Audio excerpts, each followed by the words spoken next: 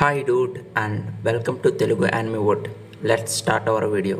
ఇక ఎపిసోడ్ స్టార్టింగ్లో కోమా చాపర్, జింబే, లూఫీ, బొన్నీ వెనకాల పరిగెడుతూ అటాక్ చేస్తూ ఉంటాడు. అప్పుడే లూఫీ, హే ఇది నిజమా? కోమా నీ ఫాదరా? అవును, అయినా నేను మీతో ఎందుకు అబద్ధం చెప్తాను అని బొన్నీ అంటే జింబే, నువ్వు ఇచ్చిన షాక్ అలాంటిది. చాపర్ ఏమో, అందుకేనా ఇక్కడికి వేగబంకను కలవడానికి వచ్చావు?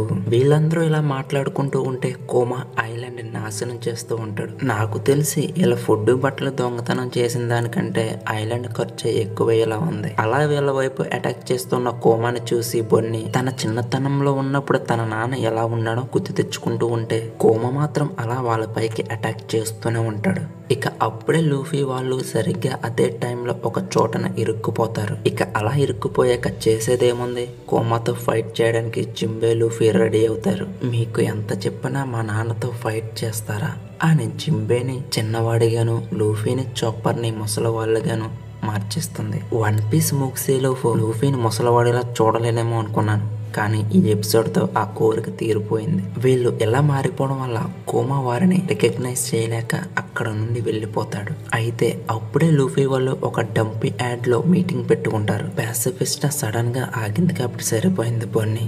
ఇలా చేయకుండా కొంచెం మంచి హెచ్కి మార్చచ్చు కదా. నాకు అర్థమైంది నీ బాధ, కానీ అతను మీ నాన్నని తెలియకపోతే ఎంత ఇబ్బంది పడేవారమే కాదు. లూఫీ ఇలా అంటుండగా చాపర్, ఏ లూఫీ తగ్గు, సారీ బన్నీ, మేము ప్యాసిఫిస్ట్తో చాలా కాలం గడిపాం కాబట్టి చెబుతున్నాను, నన్ను తిరిగి అసలు రూపానికి మార్చేవా ప్లీజ్.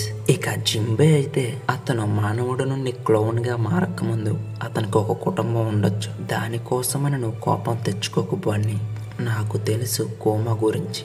సైబోట్ రాజ్యానికి ఒక ఈవిల్ కింగ్ అతను. ప్రజలు బహిష్కరించడం వల్లే కదా పైరట్ అయ్యాడు.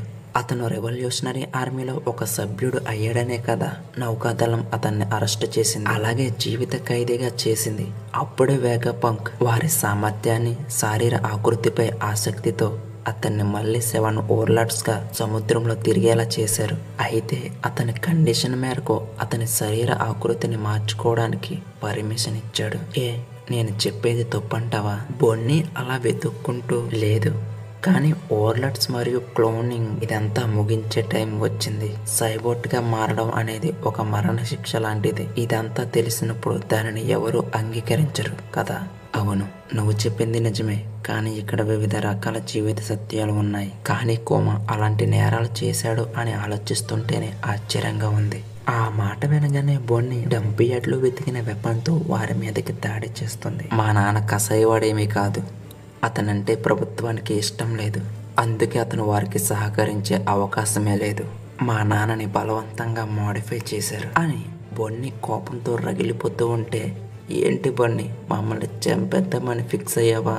కొంచెం ఉంటే పోయేవాళ్ళం తెలుసా? అలా కాసేపటికి బొన్నీతో సహా అందరూ మామూలు అయిపోతారు, జింబే తప్ప. మా నాన్న నాతో ఒక మాట చెప్పాడు, అతను ప్రత్యేక తెగ నుండి వచ్చాడని. అయితే ఏముంది, దానివల్ల అతనిపై అక్రమంగా ప్రయోగాలు చేసే హక్కు ఎవరికీ లేదు, అలాగే చంపే హక్కు కూడా. ఇక దానితో లూఫీ, చాపర్, జింబే కూడా అది నిజమే కదా అని ఒప్పుకుంటారు. ఇక మరొక వైపు లిలిత్ సన్నీతో సహా అందరినీ ఫ్యూచర్ ఎగ్ హెడ్ ఐలాండ్కి తీసుకుని వెళ్తుంది. అందరూ కూడా ఆ ఐలాండ్ని పైనుంచి చూస్తూ వావ్ అంటారు. ఇక డైరెక్ట్గా లిలిత్ ఎగ్ హెడ్ ల్యాబ్కు తీసుకుని వెళుతుంది. ఇక లిలిత్ కూడా నామి, సాంజీ, ఫ్రాంకీ, రాబిన్ వెళ్తారు. కానీ జోరో అలాగే బ్రోకో సన్నీని చూసుకుంటూ అక్కడే ఉండిపోతారు. ఆ ప్రదేశాన్ని చూస్తుంటే as it is sky island లా ఉంటుంది. ఎస్, మీరు కరెక్ట్ గా ఊహించారు. ఇక్కడ ఎయిర్ కండిషన్ ఖచ్చితంగా నియంత్రించడం ద్వారా నేను తేమను, డెన్సిటీ అలాగే పైరోబ్లోయర్ ని కేంద్రీకరించి వీటిని సృష్టించగలిగాను. మరియు స్కై ఐలాండ్ యొక్క మేఘాలను అలాగే సముద్ర మేఘాలను రీక్రియేట్ చేశాను. ఇప్పుడు ఎలా ఉంది? వెంటనే ఓసప్ ఏడ్చినట్టే ఉంది. ఇక లిలిత్, ఇదే ఎంట్రన్స్ ల్యాబ్, వేకప్పం క్రియేట్ చేసిన ల్యాబ్. మీ డ్రెస్సులు మార్చుకుంటే మనం ఇంకా లోపలికి వెళ్ళొచ్చు. ఇక దాంతో అందరూ ఫ్యాషన్ స్టోర్కి వెళ్ళి వాళ్ళకి నచ్చిన విధంగా డ్రెస్అప్ అవుతారు. అబ్బా, నామి, రాబిన్ ఏమున్నారు, కానీ బ్లాక్ డ్రెస్ లో రాబిన్ భలే ఉంది.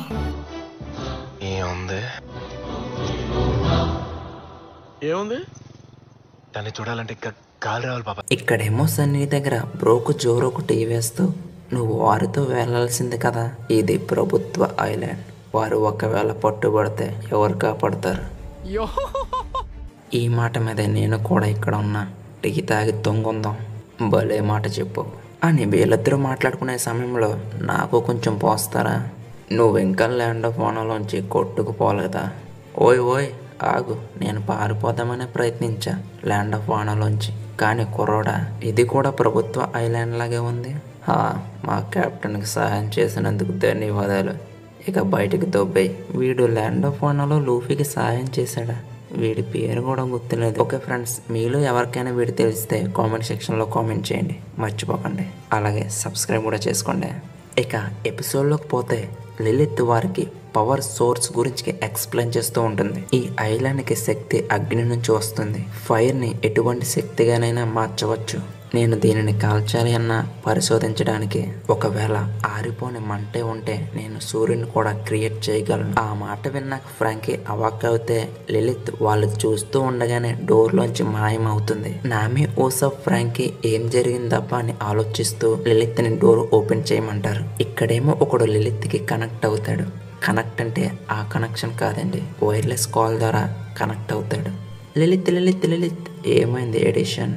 ఇక దానితో లిలిత్కి సీక్రెట్గా ఏదో చెబుతాడు. ఇక్కడేమో సాంజీ లిలిత్ని పిలుస్తూ డోర్కి తల వాల్చగానే హెడ్ లోపలికి పోతుంది. అది చూడని ఓసప్పు నామి నాకు ఇక్కడేమీ వినపడటం లేదు అంటూ సాంజీ వైపు చూడగానే ఇక అప్పుడే రాబిన్, మీరేమి కంగారు పడకండి, తలకాయ తెగిపోతే ఇక్కడ రక్తం కనిపిస్తుంది కదా.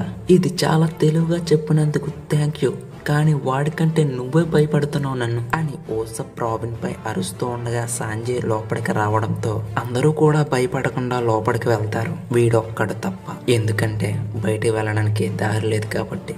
ఇక అప్పుడే లలిత్ మాయం ఎడిషన్ కమ్. నేను మీకు అలా డైరెక్షన్ చెప్తూ ఉంటాను, మీరు అలా వచ్చేయండి అంతే. ఇక అప్పుడే నామి మరొక వేగ పంక చెప్పండి, అలా నేరుగా రండి, ఇప్పుడు రైట్కి తిరగండి, ఇప్పుడు లెఫ్ట్. ఇలా వచ్చే దారిలో నామి ఓసప్ని తన్నుతుంది కూడా. ఇక అలా చివరికి ఒక గది దగ్గరికి చేరుకుంటారు. ఆ గదిలో 1 నుండి 7 తలుపులు ఉంటాయి, కానీ అక్కడ ఒక డోర్ మాత్రమే ఓపెన్ అవుతుంది.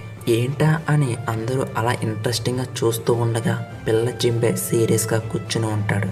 అయితే మనం ఊహించినట్టే అందరూ కూడా అతను ఎంగగా కనిపిస్తున్నాడు, అలాగే వేషం కూడా వేరేలా ఉంది అని థింక్ చేస్తూ ఉంటే అప్పుడే 04 కడ సెరాఫేమ్ అనే పేరు కనిపిస్తుంది. ఓసప్, నా ఫస్ట్ పాసిబిలిటీ ఏంటంటే జింబే చిన్నపిల్లోడు. నామి, నా సెకండ్ పాసిబిలిటీ జింబే చిన్నపిల్లడుగా మారిపోయాడు. సాంజీ, కాదు, నా థర్డ్ పాసిబిలిటీ ప్రకారం అతను జింబేలా కనిపిస్తున్నాడంతే. అతని రెక్కలు చూడండి, అలాగే అతను ఒక విచిత్రమైన ఆలోచనతో కలిగి ఉన్నాడు. అక్కడే రా అని కూర్చుని ఉన్నాం. ఇక దానితో లెగడంతో అగ్నిని పుట్టిస్తాడు.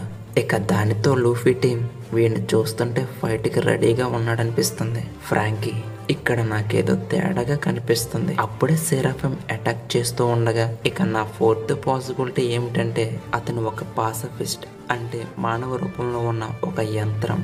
ఇక అలా అనగానే వెంటనే ఫైర్. ఆగండి, ఇంకా ఎపిసోడ్ అయిపోలేదు. అప్పుడే గాడ్ సాకా, మేధావులు తమ భవిష్యత్తును చూడగలరు. నువ్వు వేగప్ప గురించి ఏం మాట్లాడుతున్నావు? నేనా కొన్ని రోజుల్లోనే చనిపోతున్నాను. జోక్ చేయడం ఆపు, ఇదేమీ సరదా సమయం కాదు. అది నీకు తొందరలోనే తెలియాలని కోరుకుంటున్నాను. డ్రాగన్, ఇప్పుడు వేసుకోరా.